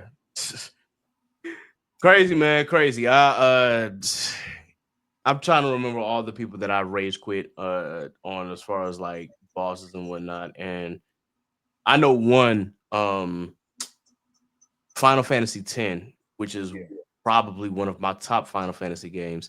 Yeah. Seymour used to piss me off. Like, and I'm not talking like, I'm talking third force Seymour, where he's like, he pretty much approaches Tidus like, oh, you're the son of Jet. Okay. And once I become Sin, your father will be free. And then he gets into this whatever monster that hovers and whatnot, because it's just like, yo, that shit used to annoy the hell out of me. I finally was able to beat it, but I'm just sitting here like, yo, I do not like this boss. Like, even Seymour at the very end was easier than this. Like, this is absolutely insane. So yeah, that was was the part where I rage quit at Final Fantasy X, and it was when I was trying to get everybody's ultimate weapons. And to get Tidus's ultimate weapon, they make you do this chocobo race. Yep. I know about that, and I never did it. It is so famous that you, like on YouTube, you can look it up. Like you have to cheat to beat this chocobo race. Like you can have the timings down, the turns down, everything down, but you will not beat this chocobo race. It is horrible. It is stupid. And like they won't patch it because they don't patch games. They didn't patch games for Final Fantasy X time. So it's just there of all time. And I just re-downloaded it from my Switch. And I was like, let's play it again. And I got to the point where I can go and I can get everybody's ultimate weapons. And I have been stuck on this chocobo race. I'm like, I'm only gonna do it like once a day. Try to beat that chocobo race, and it's the worst minute of my day.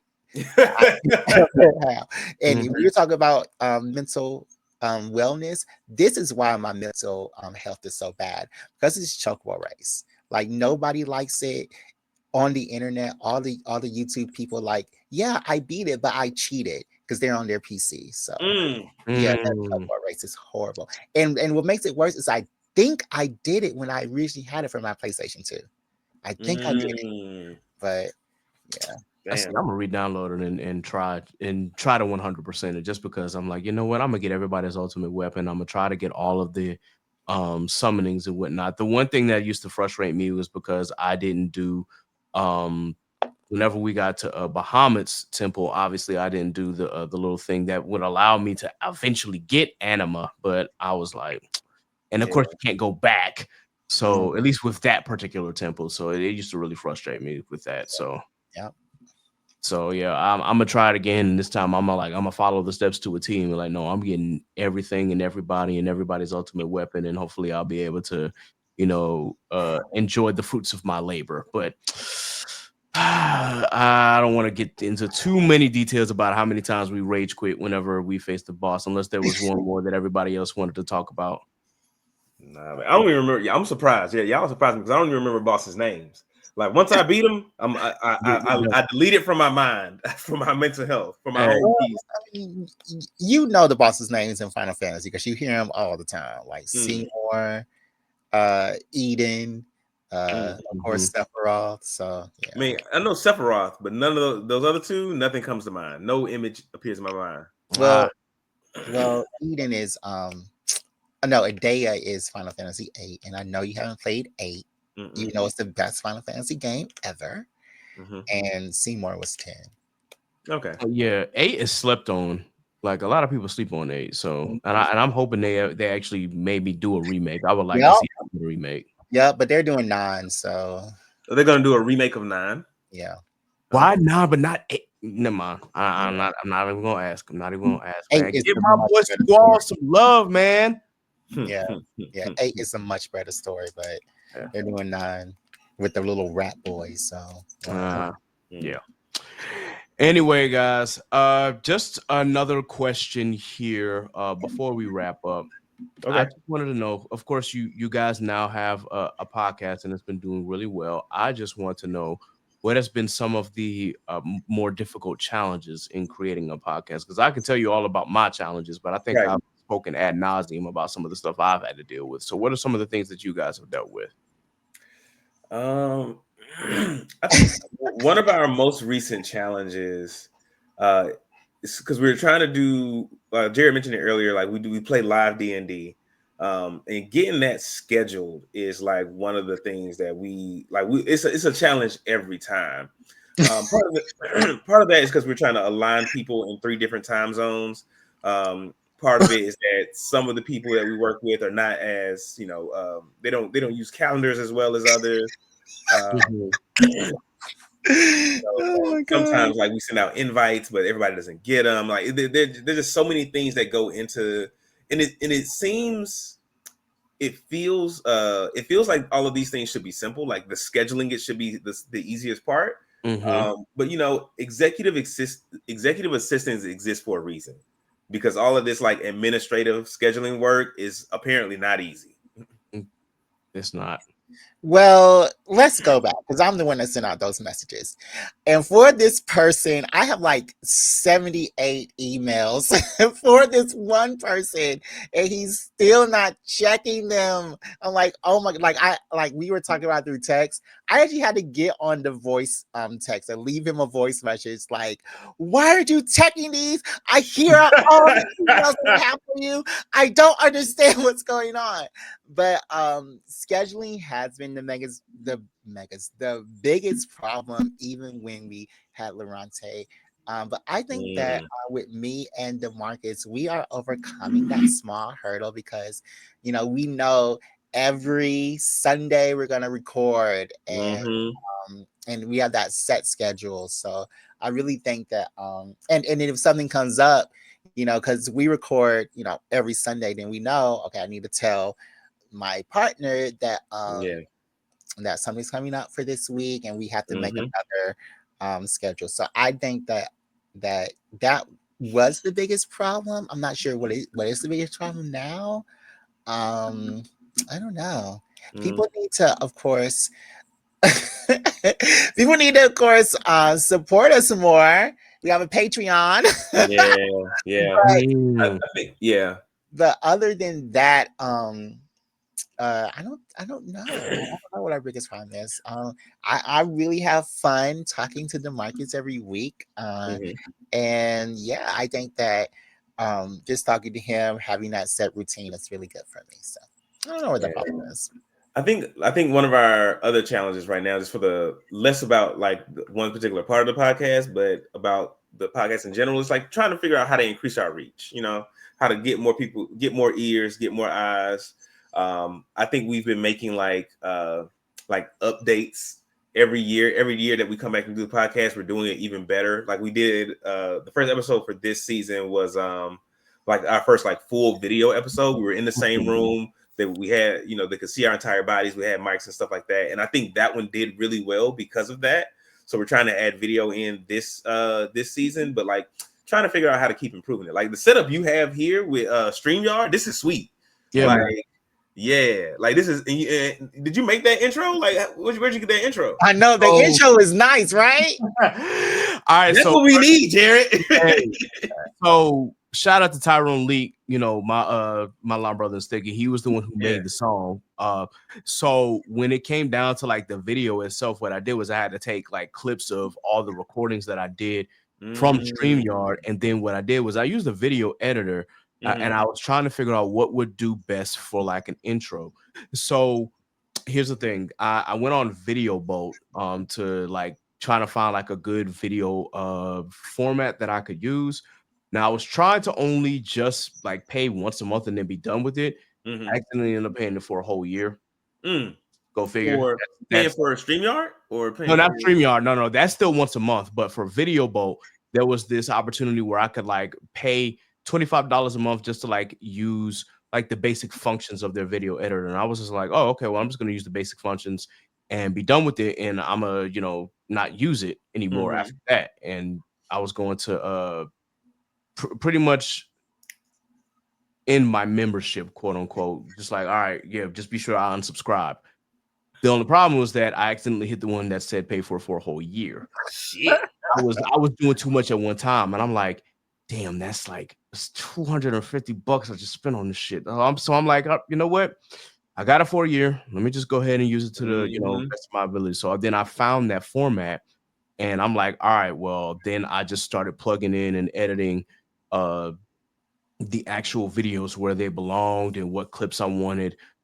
Using that particular format and then typing in words and things like that. So, and then of course I added the music track to the back of it. So it definitely, that's how I did mine. Now, of course, you can always use, you know, third-party sources if you want, or you can find, you know, someone professional to do it. It's up to you. But that's just how I, you know, came across it. And it's just like when I ended up paying for it, it's like, well, gotta make the most of it and gotta make use of it since I have it for a year. Right. So that's kind of what I did as far as the intro. And Okay. same thing with the outro as well. Yeah, so send your intro to us, and what we'll do is that we'll just every time he says chaotic culture, we'll say Black Geek Energy, and we'll make that our intro. Right. Okay. Wow. Different people, different guests, different topics, but hey, we're gonna make it work. That's fair. I'll show y'all which one that I use then. So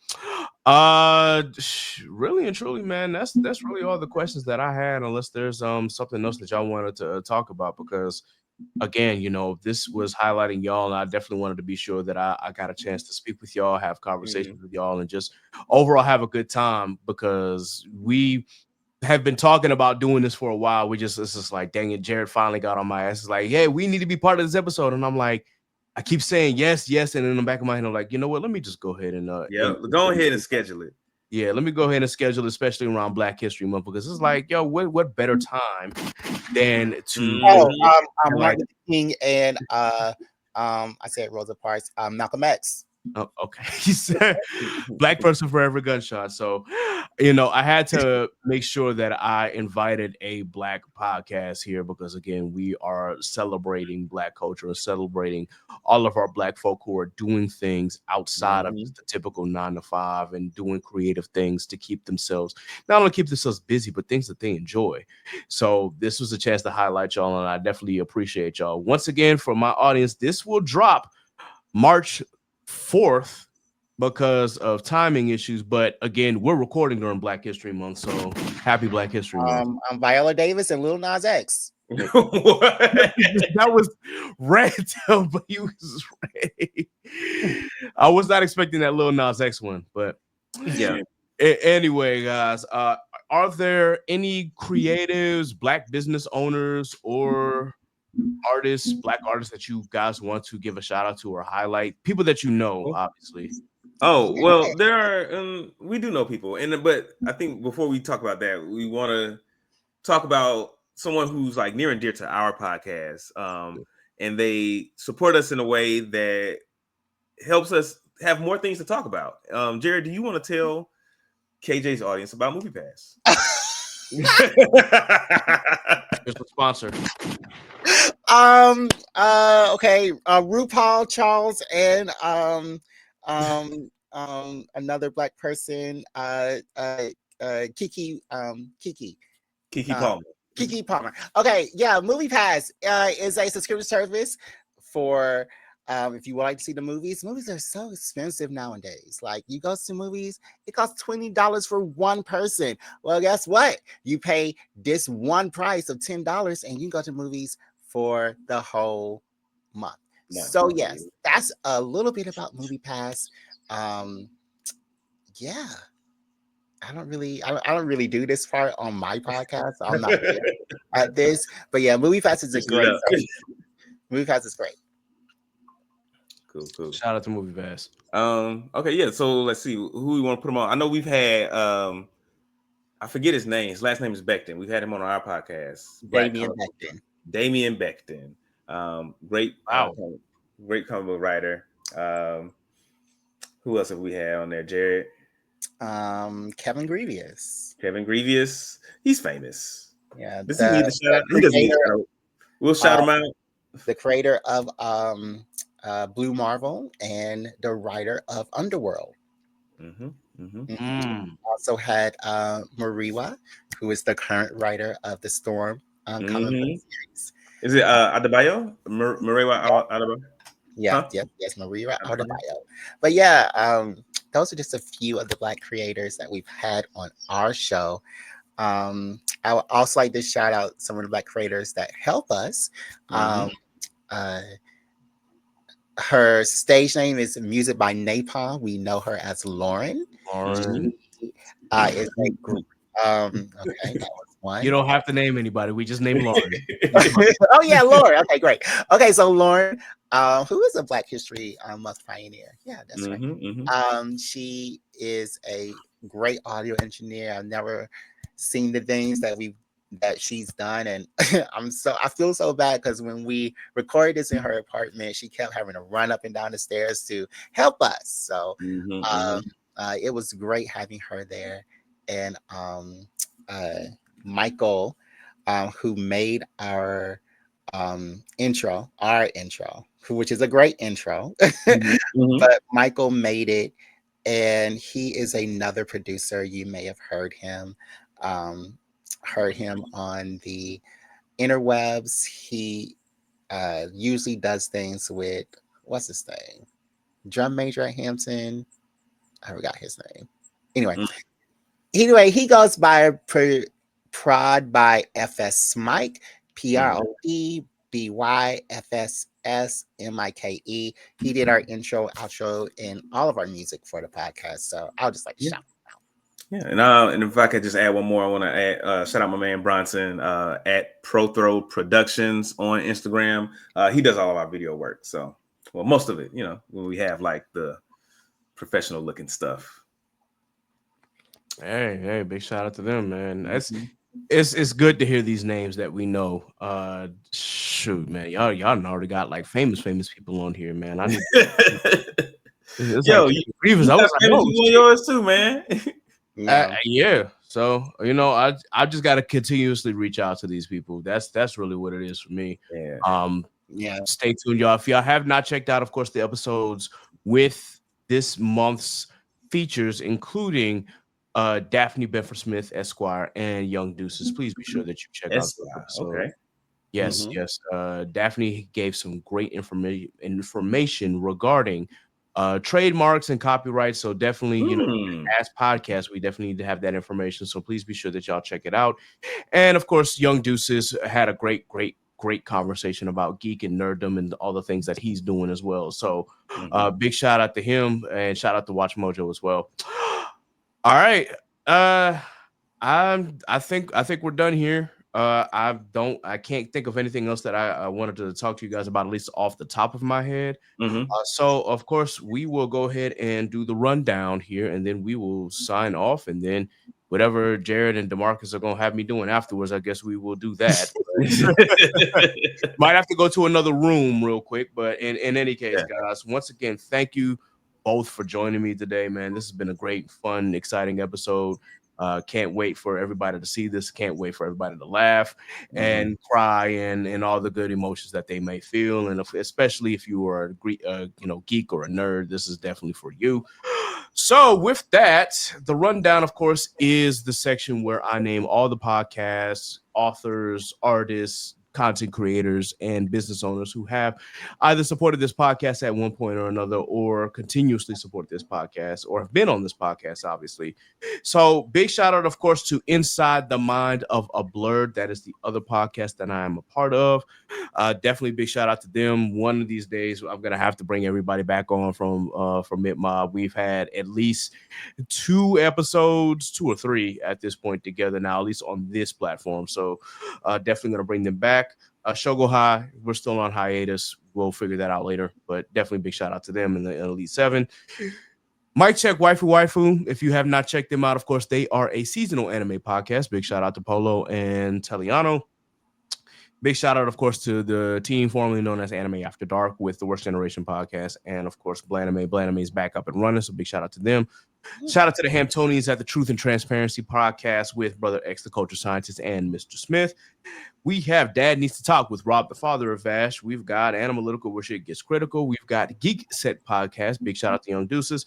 We have Anime Junkies 3 Weaves in the podcast. Shout out to Crystal, who is also a Hamptonian, who does that podcast. The shout out to those anime girls. Shout out to The Commute. And, of course, Black Geek Energy. Y'all already know. Yeah, yes, sir. Boom, boom, boom. Wait. Pew, pew. There you go. All right. For our Black authors, big shout out to Kay Renee. She goes under the pen name Sedona Rose. Please be sure that you check out her novellas at Amazon Kindle. Please be sure that you also check out Elena Graham, who is also a singer who goes by Elena. So big shout out to her. I've known her since she was like 4 or 5. And for our Black content creators, Off Black Mag with Aaron, HBCU Anime with Evan, Cerberus Entertainment. Shout out to our streamers here, Tatted Poodle, the Geechee Gamer. Big shout out to Shelby with Simply Janine, Simply Baked, and Rose Less Traveled. Shout out to my boy Strange Keith, excuse me, with Idols to Icons. Big shout out to Toasty Marshmallow. She's been doing some amazing things as well. And of course, the Corner 5, Simone, Courtney 5, Chris, and Sham. And for Blurred Mind Productions with Scuba Steve and Alpha. For our Black artists, big shout out to NASA, Scoozy, Jack Union, Phil.me, Ellis Quinn, RJ Stackhouse, Quarter, Tyrone Leak Jr., Ari Lachelle, Zach Hines, Elena Zaynab, and Imogen. Most of them are Hamptonians. You already know what it is. I definitely have to get an opportunity to have Lauren on here as well with the rest of us, so that way we can, talk and just have a good time. And for our Black businesses, Already Paid by Dre, Fresheners, Righteous Minds by Timo. Also have to have him on the podcast soon. Cream Cosmetics by Naima, Mind Over Money by Tremaine, Studio Maha with Pat Yin, Concept Moon, She Designs 2 with Aaron, Black Magic / Lit Wands with Low and T, H4 Creative with Zenobia, Real Estate Stone by Meredith, Sold by Bell by Mariah, Good Vibes Only with NASA, and Scrappy Sentiment with Sappy, and Bad Influence by Jay. I think I got everybody. Okay. All right. We need to do that, DeMarcus. We need to shout out. Have a rundown. Shout out everybody that supports our podcast. I like that. I do like that. It's only gonna be 3 people. Hey, that's all you need for real. Hey, we got to start somewhere, Yeah, start somewhere, man. How can everybody follow you guys? Oh, well, you can follow us. Hold on. I actually have this written down, so I think I need to pull it up. You can follow us on Instagram, Black Geek Energy, Facebook, Black Geek Energy, Blue Sky, Black Geek Energy, TikTok, Black Geek Energy, YouTube, Black Geek Energy, Twitch, Black Geek Energy, Threads, Black Geek Energy, Twitter, BGE_pod. And of course, we do have a Patreon where DeMarcus just talks about stuff, and he usually gets on my nerves. So yeah. Yikes! And I think that is fun. If you look at it, it's all something that DeMarcus has failed at. That's the names of each show. So yeah, our podcasts are very fun. Way to throw him under the bus at the end of the episode, Jared. Great He job. did it to himself. You get 3 for that one. Goodness gracious. Okay, y'all. Be sure that you like, share, and subscribe to the Chaotic Culture Podcast on your favorite DSP. Please subscribe to the Patreon for early episodes and bonus content for the pod. You can subscribe at any of the 4 levels. Once again, we appreciate your support. You can follow us on Facebook at Chaotic Culture Podcast. You can also follow us on Twitter/X at Chaotic Culture 1. If you decide to follow that cooked app anymore, you can follow us on Blue Sky at Chaotic Culture. You can follow us on Threads and IG at Chaotic Culture Pod. I am not on TikTok, unfortunately, so you won't see me there yet. I'm still debating on that, but we'll see where it goes. Of course, you can follow all of us on our social media pages. Of course, you can follow me, Ked the Pro, that's K3D the Pro, on all social media. You can follow Scuba Steve at Scuba Steve 1428 on all social media. You can follow Sappy at Scraps14 on all social media. You can follow Miss Nasa at I'm the Castle at all social media. You can follow Law at L.JR_96 on IG, and you can follow him on X/Twitter at Law96_. And of course, you can follow Jay at Jaylee Trey on all social media. Once again, thank you to Black Geek Energy for joining me today for a very special episode. Once again, happy Black History Month. Y'all already know what time it is. We are rounding it out and we are ending it with a bang, literally. So with that in mind, this has been another edition of the Chaotic Culture Podcast. So until next time, folks, remember, embrace the culture, chaos rules, be blessed, be safe, God is love, and we out of here. Deuces. Bye. See you later. Appreciate you having me. So what's the word? You are now tuned in to the Chaotic Culture Podcast. And